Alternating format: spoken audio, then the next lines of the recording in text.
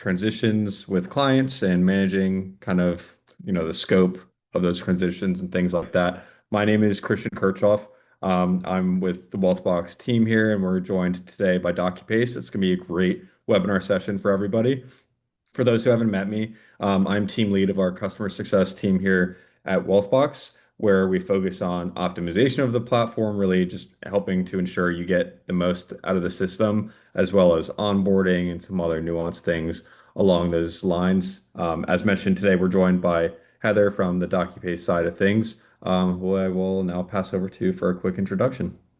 Thanks, Christian. Heather Lyon, as Christian said, I'm the VP of Enterprise Product at DocuPace, where I focus every day on executing our product strategy and our roadmap development for our wealth management platforms. I think I get to bring a unique perspective to product leadership at a fintech company because prior to joining last year, I spent about 28 years of my professional career in the industry side of things, where I began as a sales assistant and an advisor, and moved on through key leadership roles across bank and insurance affiliated broker dealers, kind of rounding out the last 6 years of that career with independent BD and RIA firms. So I think the hands-on experience that I've had, really helps round my understanding of the challenges that advisors and firms face every day, especially around advisor transitions. So I'm thrilled to be with Christian today to talk about that topic in more detail. Awesome. Yeah, thanks so much for that. Really, really excited to hear some of your insights on this topic. And then before we kind of dive into things, a few quick housekeeping items I just want to mention for those who are on the call or maybe just joining now. Firstly, the webinar session is recorded. So if you have to drop early or if you want to send it to a colleague later on, we'll have that recording available in about a week from now. So keep your eye out for that. There's also a Q&A button down towards the bottom of your Zoom window. So feel free to throw in any questions you have there. And towards the end of the session, we'll make sure to kind of talk through those questions and answer as many as we can. If we can't answer them live, we'll get back to you within the next couple of days with one of our teams as well. And then, as mentioned, the topic of today is covering best practices for managing advisor transitions using DocuPace's concierge-supported transition services alongside Wealthbox's workflows and pipeline tracking to kind of create that visibility across every stage of the client transition journey. So with that, let's go ahead and hop into kind of a few questions and really starting with, I think, defining a few things that are very important to today's discussion. So firstly, Heather, for you, what do we mean by an advisor transition, and what are the different scenarios firms encounter with these transitions? Sure. Fundamentally, an advisor transition is any event that moves client relationships from one custodian firm and an advisor to another. I think sometimes advisor transitions can be misleading. It is moving an advisor, but also their book of business, right, which is the critical part of this process. And there are a lot of potential hurdles and many steps to take along the way. Like what information can you take? When can you take it? When do you notify clients? How do they get to sign the paperwork? And so on. So orchestration is definitely important. And we can talk about that more later. But I would say, back to your question, the main scenarios really are recruiting moves, right? When the advisor takes their book to a competitor, M&A activity, where you have two firms merge and then suddenly everybody's repapering. And then there are other scenarios too, which I think people don't often think about as an advisor transition, but retirement and succession planning situations where you plan to move your book from yourself to another advisor or an advisor group. And each of those really carries different levels of urgency, legal complexities, and client communication needs.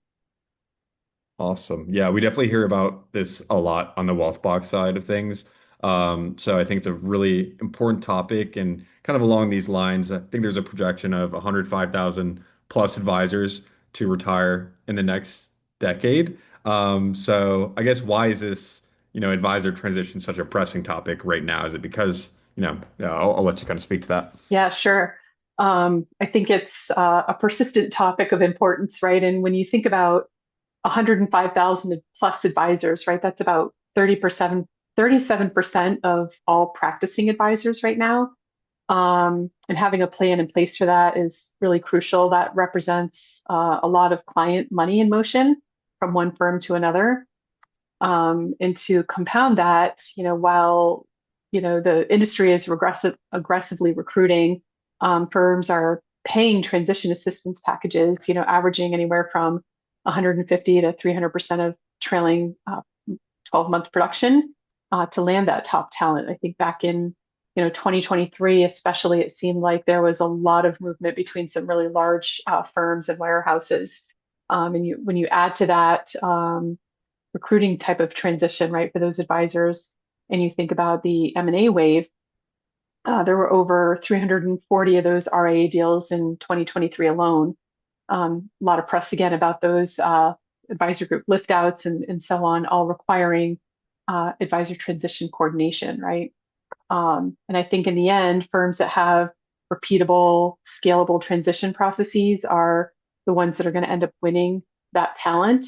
I think advisors are getting a little bit more savvy now as they've had to move between firms over the years. And they're really kind of interviewing firms, what's the process? How are you going to help me make the move? How do you make it scalable for the client? So the firms winning are the ones that are winging it with spreadsheets and sticky notes and maybe in some cases the good old yellow pad. They're not so much winning it anymore. It's too many moving parts and compliance complexities there. I think, I was reading an interesting comment. I think we've all heard about the silver tsunami, right? And in these situations, the silver tsunami is real. It's not just the advisors, it's also their clients who are in their 70s and 80s and really don't want to fill out endless forms as a part of an advisor move. So keeping that simple is really critical. Yep, I think that's also very important. And then to kind of bring it into perspective a little bit, what is like really at stake during these transitions? Yeah, for the firm, the advisor, and then the client themselves. Yeah, there's a lot at stake, right, in all of those scenarios. I think if we start with the firm, we're looking at revenue continuity, right? A poorly managed transition can really lead to 20 to 30% client attrition. And it kind of happens quietly, right? Especially if you're not paying attention to what's going on. And if you kind of monetize that a little bit and you think about the impact, if a client account is an average of 500,000 in AUM, and if you take about 50 clients, that's 25 million in AUM hit before probably anybody's really had the time to notice. So it's not small. So there's some big impact to the firm there. And then in M&A scenarios for firms, this can have deal impact on retention hurdles, right? That protect the economic value of the acquisition for the buyer. So the impact of that disorganized transition, the slow repapering, the slight client departures, dropped accounts, it doesn't just hurt the client experience, but it hurts the bottom lines and potentially a firm's reputation in these processes. And then for the advisor, some similar things, right? It's their reputation, it's their bottom line, it's their book of business. Clients don't forget disorganized handoffs, right? They talk. In the first kind of 90 days of that process that they're going through that with the advisor really sets the tone for the relationship. So when it comes to someone's money, organization and communication have to be table stakes. It's a really small community for advisors, and getting it right matters. Yep. For the client, it's probably, I would say, largely about trust. They chose that advisor, maybe not specifically the firm. The name of the firm may have drawn them into the client through the door, but in the end, it's really about the relationship with the advisor that creates the stickiness. They want continuity, they want clarity, they don't want surprises, and they certainly don't want to have to sign, re-sign, initial corrections multiple times, right? And then every missed call, every unsigned form, every we're still processing your transfer, please be patient. It kind of chips away at the confidence, and it could leave them looking for a new relationship, sort of that, silent quitting of the client, if you will. Absolutely. And kind of branched off of that too, because you've done some really key points there. I guess, where do you see most often that these transition pieces kind of break down or fall through the cracks? Sure. I would say generally you can kind of bucket them into, three areas. There's kind of like three, I would say, fault lines that really can kill most transitions, centered around data collection, the repapering velocity, and then the whole everything that surrounds that, right? The organization, the follow through, and the accountability. So data collection, repapering, and I'll say organization. Um, at the highest level, it really starts with, having to gather your book of business together. Advisors often have to leave firms without clean, exportable client lists. Sometimes they're beholden to the firm's privacy rules. Did clients opt in or out? Protocol, non-protocol, right? Um, so if they can't take a lot of data, then they're working off their memory in spreadsheets, or whatever the firm allows them to take. Um, in the independent RIA space, or where they're allowed to take, in some cases where they're allowed to take more data, that becomes easier, but it's still a process of collecting it and having it in an organized fashion, which is where the CRM tools like Wealthbox certainly come into play there. Um, and then the second kind of fault line around the repapering velocity, I would say, it's the avalanche of paperwork, documents and forms, beneficiary designations, transfer authorizations, investment policy statements, welcome letters, the business cards, disclosures. There's tons of uh, forms and documentation that goes into facilitating these transitions. Um, and I think, on average, I saw a statistic that, most advisors, average size, have 65 to over 200 client households. And those are households, right? So within the household, clients have multiple accounts. So you can have well over 500 accounts that you're trying to transition, each requiring multiple different documents. And then you tack on wet signatures, e-signatures, mailing delays. You're looking at potentially weeks of lost momentum if you don't have a good process to facilitate that paperwork. And then lastly, and probably most importantly, is the organization and the follow through. It should go without saying that if this process isn't well organized with a plan to communicate with clients as soon as you can, and be transparent with them about what you're doing and why you're doing it, and try to focus that message around it being a benefit to the relationship, and then keeping that communication ongoing throughout the process. Um, I think that really helps to mitigate some of the client anxiety around the transition. Completely agree. I think that ongoing communication piece is just so important just from like my kind of lower level perspective on it. But when I have my advisor reaches out to me every couple of weeks, just I know it's automated, but I still love it. Like I like to know Yeah, that I have that touch point it's a there. touch point. Yeah, Exactly. I think it goes yeah, just such a long way. And same with like meeting scheduling, just sending them a nudge, 2 days before those, these types of different things you can automate. I think it's super important. And then kind of off of that, what kind of more so on the operational side of things, I guess, what operational friction do firms hit during repapering and onboarding, and how does that kind of relay over to the client experience itself? for sure. I think when it comes to paperwork, we just sort of talked about that a little bit, but the friction is everywhere, right? Manual data reentry from maybe old CRM formats into new, or into new systems, inconsistent form versions across different account types are an operational challenge, missing information, creating NIGOs.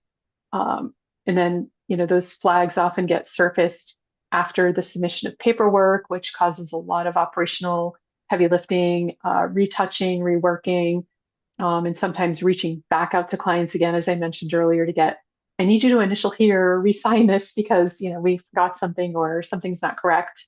Um, Lost documents, and email chains, things get buried in email that nobody finds for weeks later. So those gaps can create a problem. And I can share a quick story from one of my prior firms. I'll say this was probably 15 or so years ago, when we were transitioning advisors. We had a whole, we're launching a whole new transitions program, and we didn't have a transitions team, right? We had to take folks off of my operations team to uh, put the process together for the advisors, and we really tried to take the lift off of their plates.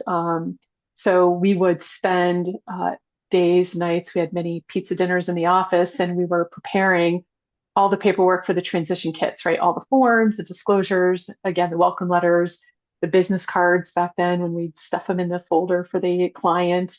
And we literally had like an assembly line on people's desks of disclosures and applications and all the paperwork.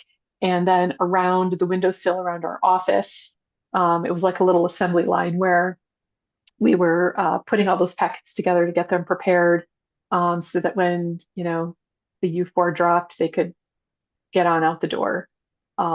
So that was a really, back then it took months, right, to prepare those, get the advisor ready, get all the paperwork ready, and then get it out the door for client signature. And you can imagine the costs associated with that too, right? All the paper, the postage, the envelopes.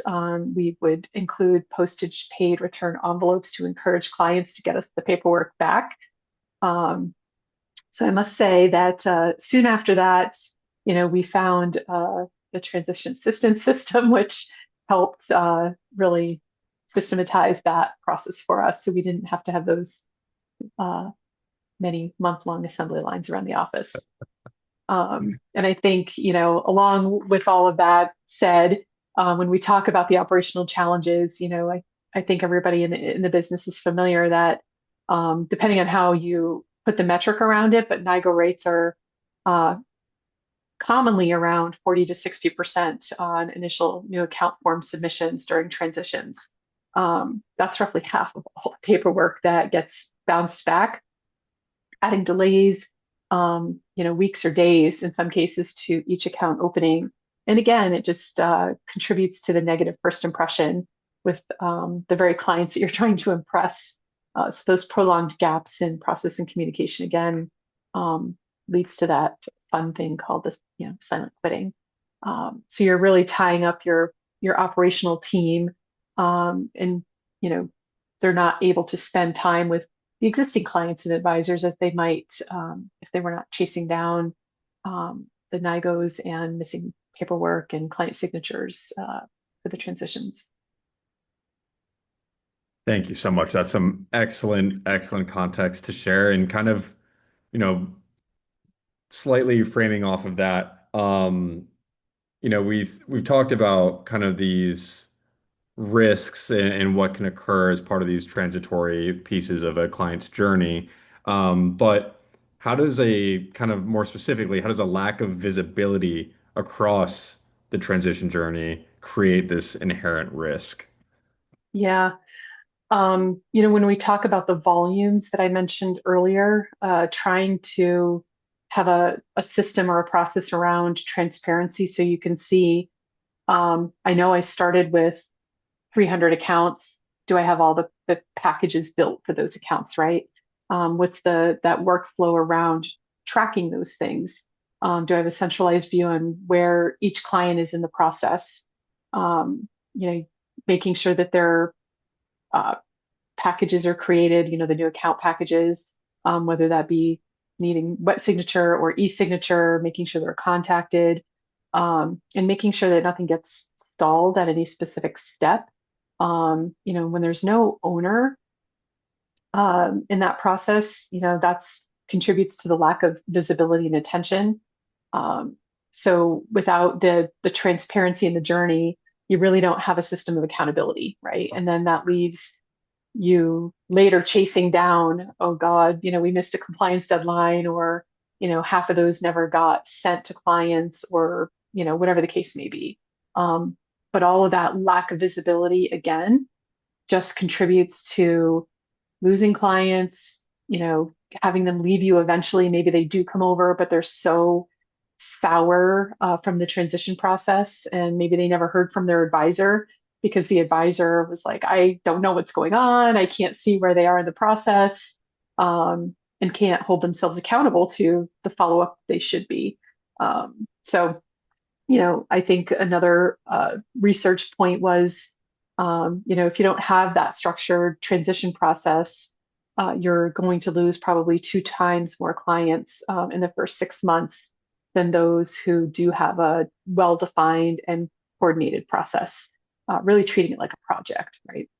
Yeah, absolutely. And when these types of failed transitions or lack of standardization or processes exist, you mentioned some of the cost, but I'd love to hear, a little bit expanded upon like what does it cost a firm when we have these kind of failed processes or these poor handoff transitions occurring? Sure.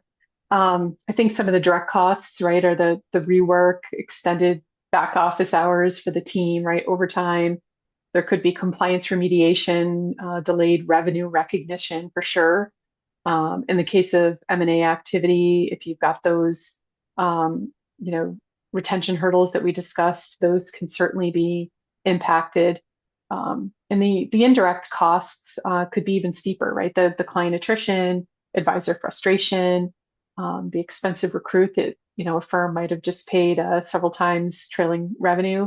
Um, they might reconsider if onboarding's a mess, right? So it's reputational damage in a very relationship driven industry is a tough nut to swallow with these transitions that are handled poorly.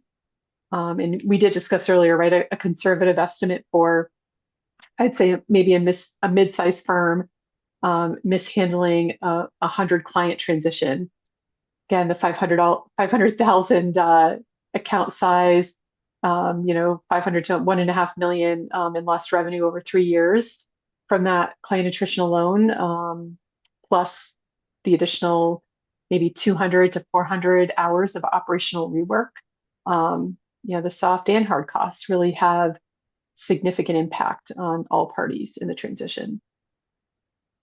Thank you so much. Yeah, I think those are some really, excuse me, important points. And I think this does a really good job kind of defining like, the baseline of what we're talking about today and the problems that a lot of advisors are encountering. So now that we've kind of got that portion discussed, let's switch more towards the solution and what next steps advisors can kind of take away or anybody on this call can kind of take away from this conversation. So, what does on the other side of the coin of that question, what does a well-designed, scalable transition process look like, regardless of what tools you may have? Sure. I think fundamentally, right, there's probably five basic non-negotiable elements. Clean data, clean client data foundation. Can't move what you don't see or know about, right? Staged outreach. Prioritize the top tier clients first, right? Some people are working down an alphabetical list. I think most advisors segment their book of business, right? Really think about, the clients that are most important that may need the most handholding the earliest, or maybe you have an aging population of your clients that really are going to need some extra handholding. So I think having that plan for a staged outreach is really critical. Number three, having sort of a templatized package of documents, right? So, for IRAs, we need this, for trust accounts, we need this, so that you're not, recreating form bundles from scratch each time. Number four, clear task ownership. We've talked a lot about organization and transparency and accountability. Every open item has a name attached with consistent follow-up. And then I would say number five, exception management, right? A dashboard that flags stalled accounts and outstanding signatures before they become forever lost and forgotten is very critical. And a firm that really that executes this well, and like I said a moment ago, treats it like a project and not an event. There's a kickoff, a timeline, there's milestones, and somebody accountable for getting that advisor in their book of business to the finish line successfully. Awesome. And I'm really glad that you mentioned data hygiene. We hear this all the time on the Wealthbox side of things. We're building out a lot of reports and, to your point, Mhm. dashboards kind of surrounding maintaining client data integrity as well as like ongoing upkeep that you mentioned there too. So I think it's a really important point. I'm glad we both kind of have some solutions here to talk about shortly. But I guess my next question for you would be, how can firms protect those client relationships and keep clients engaged through a handoff process? Yeah, any words of wisdom there? I think it goes back to that communication is everything, right? I mean, you mentioned it earlier, you're getting automated drips from your advisor, right? Before some of the fun automation we have today, we used to say, you got to press the flesh more frequently, reaching out, letting them know that you're there, you care. Clients that hear from their advisors proactively, even if it's just a 2-minute check-in call, right? That really means something. Sometimes I think advisors are afraid, or the assistants are afraid that they're going to get caught up in this phone call, right? But when you're working through a process like this, remembering how critical that relationship is to you should be at the heart of everything that you do. And in doing so, I think um, clients are, 3 times less likely to consider moving their assets during a transition or after it, if you're keeping in touch with them. So, it's kind of a simple message, staging that communication before the transition, or, when compliantly you can have that conversation. It's like, really super simplifying here, but it's like, hey, I'm moving, you're coming with me. Here's what to expect. Here's what I need from you, and here's the timeline. And that will go a long way with the clients. And then I think a tactical piece, we sometimes get caught up in the world of the automation, which makes all of this so much easier between what Wealthbox can do and what we can do on the transition side of it as well. But making sure that clients get a welcome letter, right, or an email the day that the transition is announced, just reminding them like we're here, right? The transition process is starting. You're going to get this information. Calling the top tier households within the first 48 hours, reminding them of the things that you've discussed already and what they expect to see from you and or the firm over the next, several days or several weeks. And then just set a 30-day follow-up task, right? For any account where paperwork hasn't been returned, um, stay on top of those folks and try to figure out why, right? Is there confusion about the paperwork? Do they need some help? Maybe there needs to be some client meetings, right? Some quick Zoom calls to take them through it. Um, I think we all know that silence is the enemy of client retention. So that protecting that relationship and keeping them engaged is very critical throughout this process. And is there a medium of communication that you've typically seen most successful, either previously or current day? Um, I, I, it really depends on knowing your customers, right? I would say that um, getting the emails out and having them be recognizable or catchy, right? A quick phone call is always nice. Some clients don't want to talk to you though, right? So if your firm permits text messaging, sending a text message out is also a nice way. It's like, hey, just a reminder, the transition's in process, and check your email for, the DocuSign package or whatever the case may be. But I think it comes down to really, knowing your client and hitting them in kind of a surround sound sort of way. Maybe it's a text message, it's an email campaign. Maybe, if it's a smaller block of business or something, you can send an old school letter, right, that is identifiable to the client. I think sometimes that's appreciated these days in the world of so much electronic communication. I could not agree more. We had a webinar a few weeks ago where we talked about physical mail and just how it's kind of making this wave of comeback given all the Mm-hmm. automations we have now. And you'd actually, Yep. unfortunately and fortunately in a way, because it's good and bad, but you can make, have AI and computers do handwritten notes Yes. and things like that too to help streamline the process. But like you said, I think that goes a long way for someone Yep. like me when I get it something from my real estate agent or whoever it is Whereas, or my advisor themselves, when they send me like a nice little handwritten note, I'm like, Mhm. that's my person. I'm not They going to care. off of Yeah. exactly. And it's a good point, Christian, that you mentioned with, the AI generated notes now. It really helps you, um, mass produce something, right? That you can still do sort of in your handwriting and make it stand out from all the other junk that we get in the mail today. But I think it is a nice touch that people appreciate some of the old school mentality around it.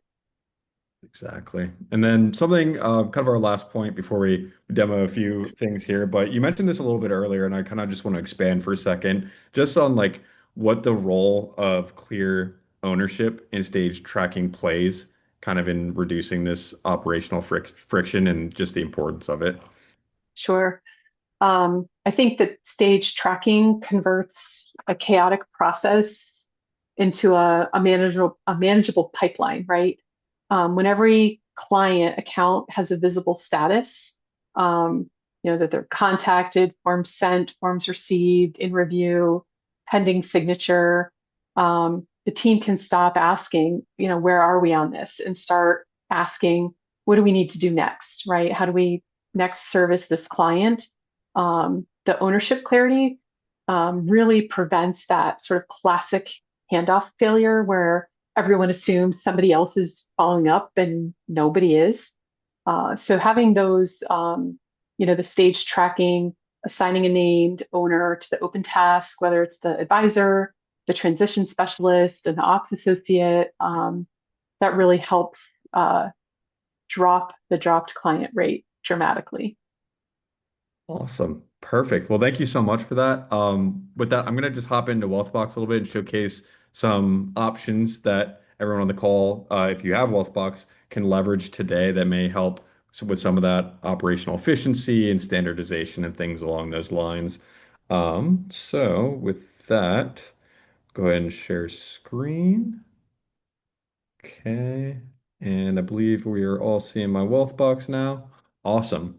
Perfect. So the first thing that I kind of want to talk through on the wealth box side of things is branching off your last point there, Heather, in terms of team assignments, clear ownership, and things that we can go ahead and build into our CRM system. So within Wealthbox, I'm just going to hop into, we've got a little three dots and the settings up here. But really the main thing I want to talk through is teams. So these effectively work as queues for different tasks or workflow steps where anybody within that team can specifically action and pick up on that task. So, kind of to your point, clearly defined roles and responsibilities within this team's functionality. You get up to five on the Premier plan. I believe it's three on the Pro.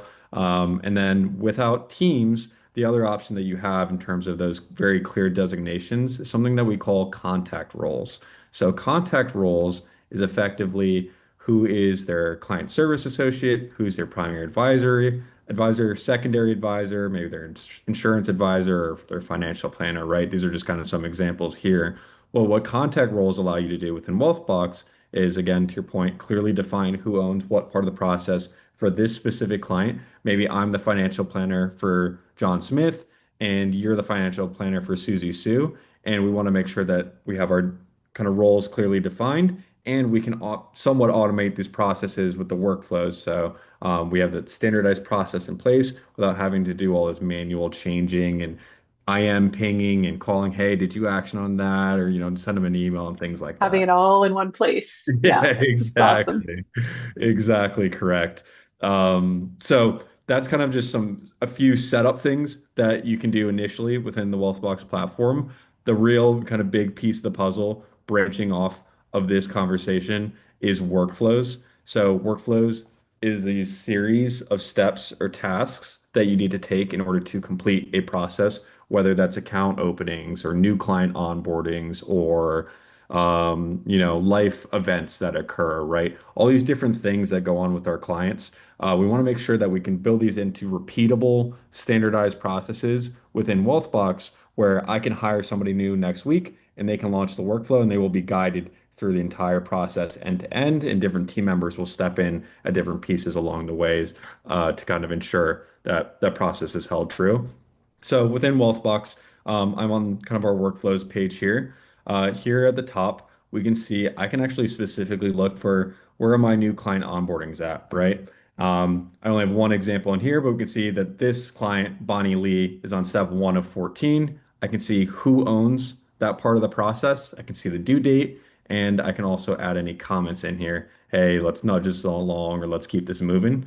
As we work down this, I'll kind of leave that as where it is for now. But workflows allow you to kind of get that quick snapshot of where somebody's at in the process, where it's new client onboarding, maybe it's a lead to prospect for these kind of transitory periods. And I can also look for specific, users or teams or contact roles that we just kind of discussed. So, hey, how many things is my marketing team working on right now, and things of that nature. So to kind of just showcase a little bit of this without going too into the weeds of it.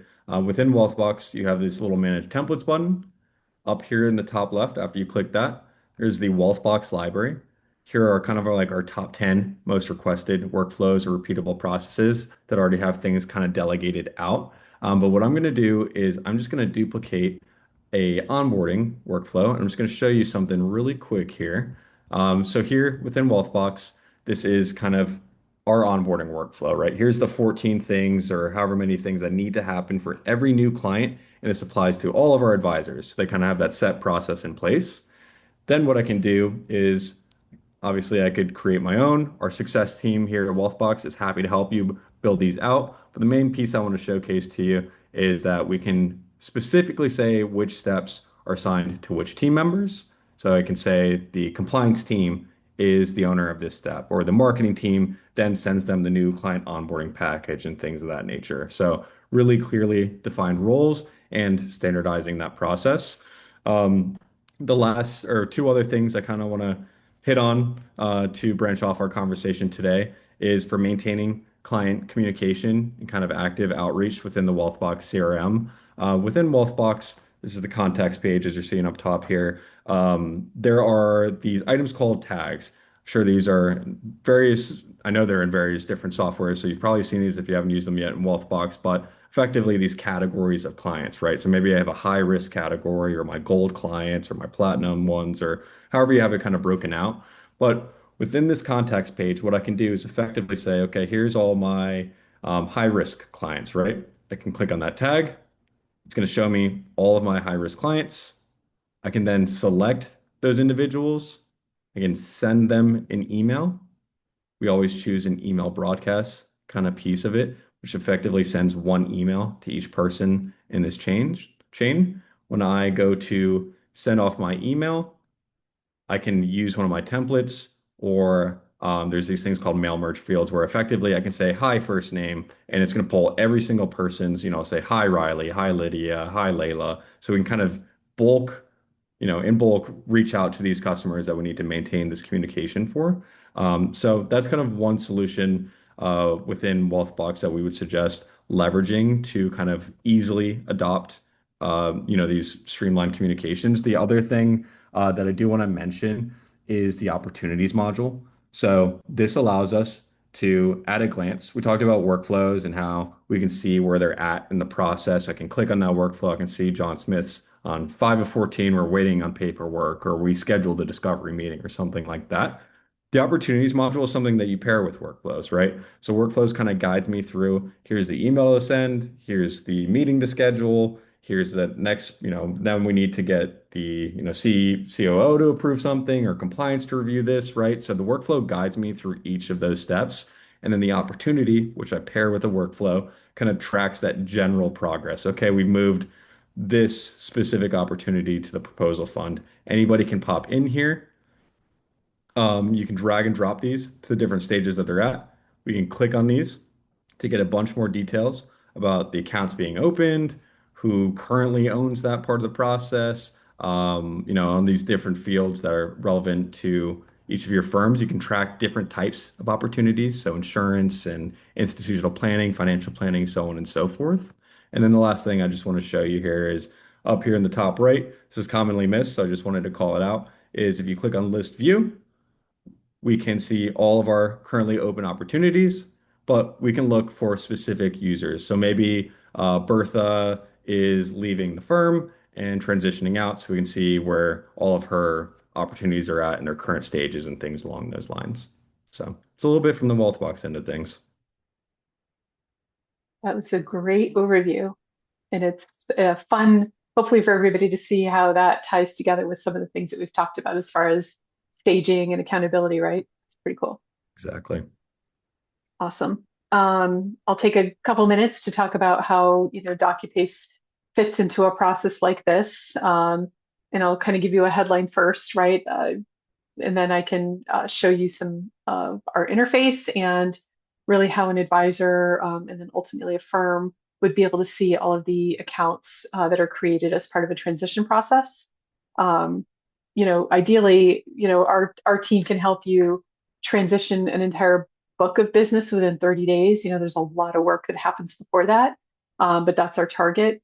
And I think the industry standard right now is somewhere between 3 to 6 months. And that's really material competitive advantage when you're recruiting. And the pre-work, again, is key. Um, so how does the process actually work? DocuPace will work with the broker-dealer or the RIA firm to build a transition assistance site. And that's where the firm's specific requirements are set up. All the necessary forms are preloaded into the process, which helps to reduce the chance of misdigos and forms. And I don't want to underestimate the importance of that. We've talked a lot about the operational gaps and the silent quitting and all of that happens. And our transition assistance team really does a fantastic job at working with a firm to get everything set up. So it could be the custodial forms, right? The vendor specific forms for insurance and annuities, mutual funds direct. And then firms often have proprietary forms as well, right? It could be suitability forms, insurance disclosures, you name it. We help build those sort of form bundles so that when a specific account type is identified and that account is created, the form bundle is already there, and we'll pre-populate those forms with as much of the data that can be provided by the advisor. And then DocuPace contracts directly with the advisor as well. So pre-U4 drop, right, there's got to be typically a wall, right, if the advisor's being recruited away. So our concierge team will walk the advisor through repapering. They stay hands-on throughout. It's not a self-service portal or a knowledge base article, right? The team is extremely hands-on. And this is really where the rubber meets the road, I think, where firms and advisors get the real value out of this type of process. You think about, again, all the data points across the different registration types and account holders and the various custodians and vendors. It's enormous. And helping advisors and firms orchestrate that data and then elegantly presenting it back to them so that the team can facilitate a transition that can be reviewed, sent, and monitored electronically all in one system. So the DocuPace transitions team will take all that scrubbed data from the advisor. They'll take the data from the advisor and scrub it. And then we have a process that we upload all of that information into our transition assistance platform. And that batch creates all of the account packets.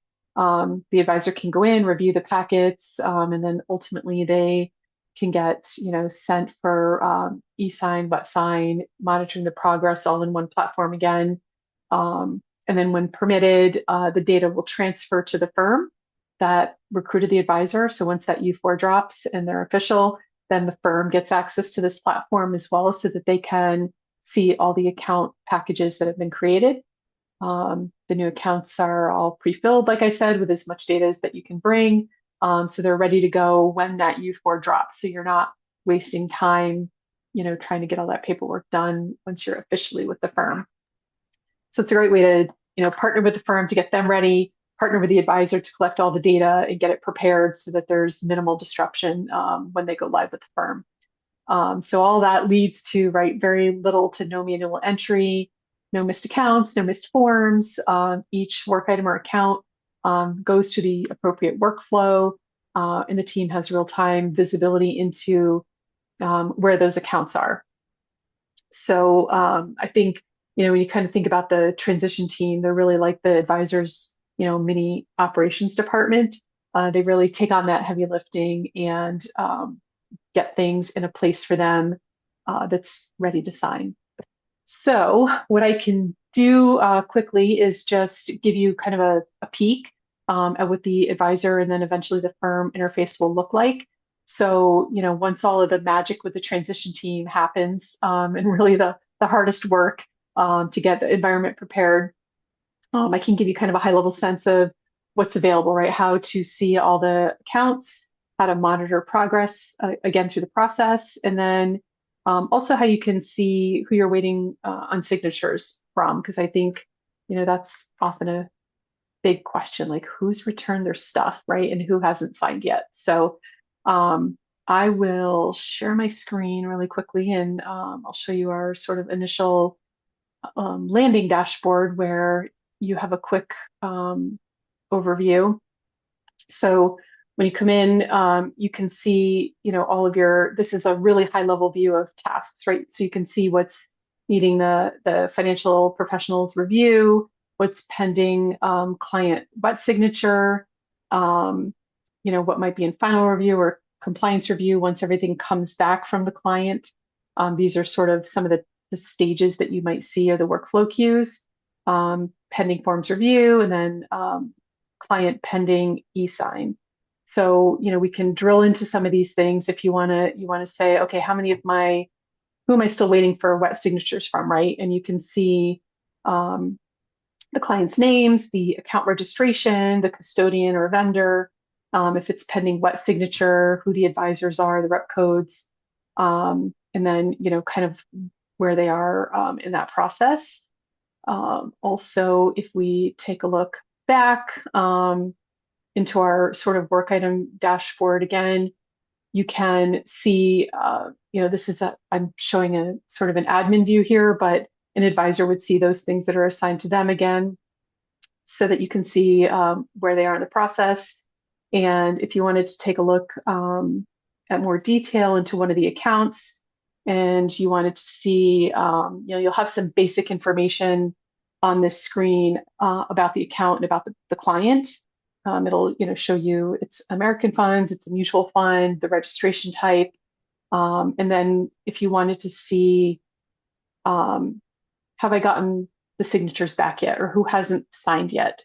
So in this example, it's one client and one advisor, but let's say you had Arlene, Cooper, and you had Christian, right? And maybe Arlene was the primary signer and she's already completed her DocuSign, but maybe Christian hadn't yet. So you'd see Christian listed here and it would show pending signature. So you've got, good detailed transparency into who has not done what yet.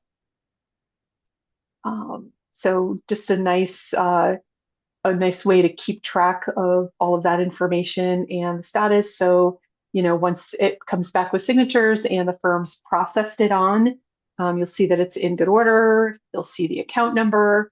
And then you can, any of these items, the advisor can take a look, again, have an account overview. They can see which documents might have been associated to the account. They can view the documents and all the document details. If there's any notes in the system that they or their assistant or the back office put here for them, they would see notes as well. So a good holistic view of their accounts and where they are in the process. Awesome.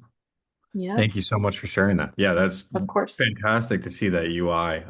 Yeah, I could, if I was an advisor, I'd definitely leverage that little dashboard. I love the way you have those little status columns. I'm sure there's some little customization you can do too. That was great.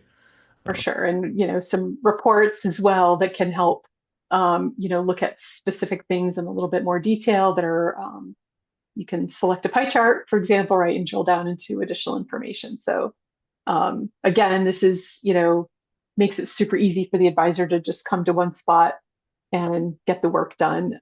They can also send, I didn't show you, maybe you saw it on the tab, but you can group by household, right, or any way that you want actually to send out one e-sign envelope and it can go to multiple clients for multiple accounts. And there's a lot of logic built into the system to make sure that they get to the right people at the right time. Awesome. That is fantastic. So with that, well, we've got about 8-ish minutes left. I'm gonna throw our Q&A slide up there. I do so we have a few questions here in the chat, which is fantastic to see. So with that, there's also some QR codes, excuse me, up on the screen. If you want to scan those, feel free to reach out to either of our teams if you want to learn more, if you have any questions, anything like that. So yeah, while we have a few minutes, we'll kind of touch on a few of these questions here. Looks like the first one may actually be for you, Heather. And it's a really good question. So when talking to advisors about their business, what level of clients actually follow an advisor when they move, and what kind of drives that? Um, that's a great question. And I really believe it is centered around that advisor client relationship and the communication and preparing the clients. I think with almost every transition, there is some fallout, right? You are going to have probably somewhere between, I've seen as low as maybe 5% to 20, 25% of clients who just don't follow you. That could be, this is my out, I want to stay with this firm, right? Or it was a disjointed process, and you're not communicating with them, right? I think if advisors and firms follow some of the things that we've talked about, right, the things that you've seen Wealthbox can do to track the staging of a transition, and then how DocuPace can really pull it all together with creating the workflow bundles and keeping it super simple for clients.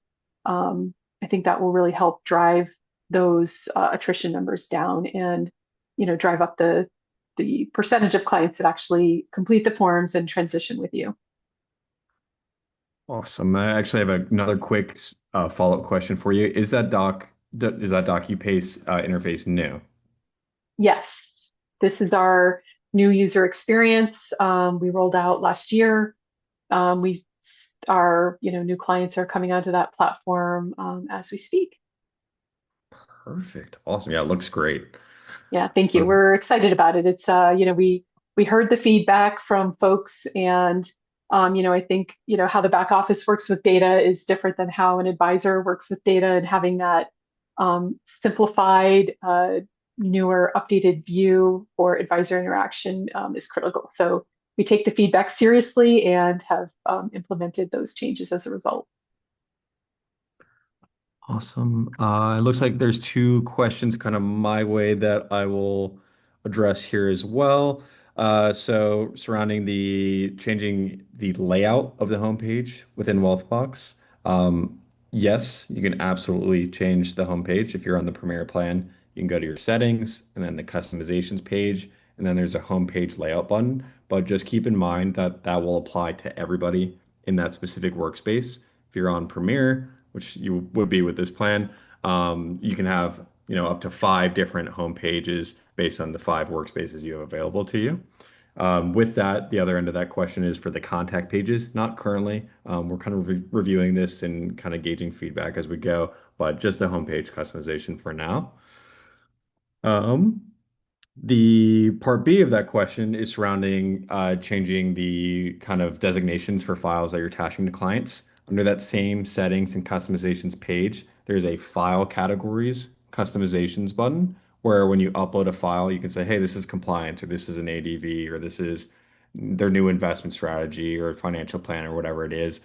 So I would suggest hopping into your settings, customizations, and creating some file categories there as well. Um, and then I got another one for you, Heather. If you could give one piece of advice to a firm about onboarding their first large advisor, what would it be? Great question. I think the one most important thing is sitting down and creating the plan, right? Um, Having a well organized, well thought out process is going to make the advisor um, feel supported, not just monetarily, but knowing that you're going to help usher them through this process. And from there, everything else can fall into place.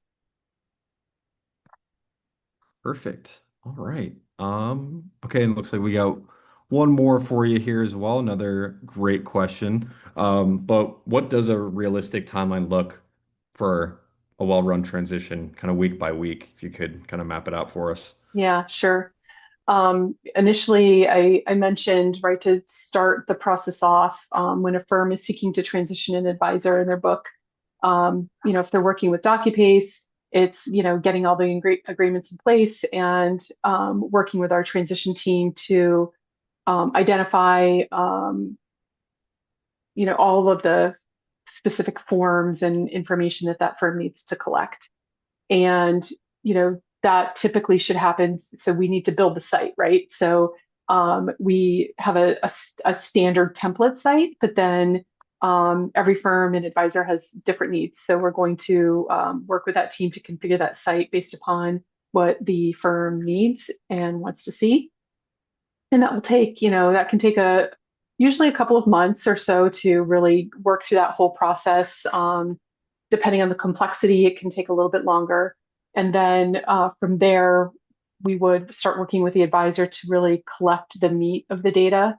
And that's a process that the transition team is very engaged in the advisor throughout that whole process, right? There's, weekly calls that are happening to make sure that, the advisor's getting us the data that they have. We're getting that into our batch process to normalize all that data across all the different vendors and custodians. And that's really where a lot of that heavy lifting is happening, in that kind of those, few months before the actual U4 drop. So a lot of that heavy lifting has to be planned out very well. As like I said, as a project, we treat it like a project.